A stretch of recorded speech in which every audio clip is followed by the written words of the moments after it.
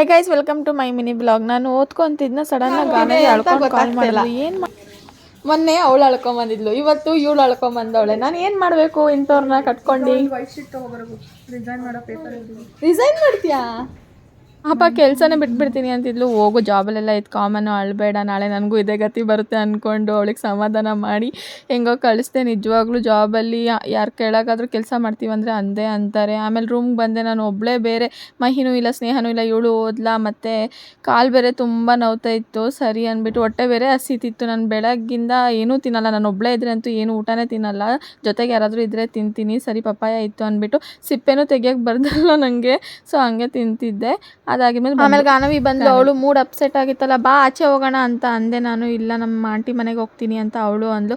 ಸರಿ ಎಲ್ಲರೂ ಹೋಗ್ರಿ, ನಾನು ಒಬ್ಬಳೇ ಇರ್ತೀನಿ ಅಂದ್ಬಿಟ್ಟು ಸುಮ್ಮನೆ ಆದೆ. ಮತ್ತೆ ನಿನ್ನ ಜೊತೆ ಊಟ ಮಾಡಿಬಿಟ್ಟು ಹೋಗ್ತೀನಿ, ನೀನು ಅದನ್ನು ತಿನ್ನಲ್ಲ ಅಂದ್ಬಿಟ್ಟು ಅವಳು ಊಟ ಮಾಡಿಬಿಟ್ಟು ಹೋದ್ಲು. ಇವತ್ತು ವೆರೈಟೀಸ್ ಆಫ್ ಊಟ ಕೊಟ್ಟಿದ್ರು. ಇಷ್ಟೇ ಇವತ್ತಿನ ಬ್ಲಾಗ್. ಬಾಯ್.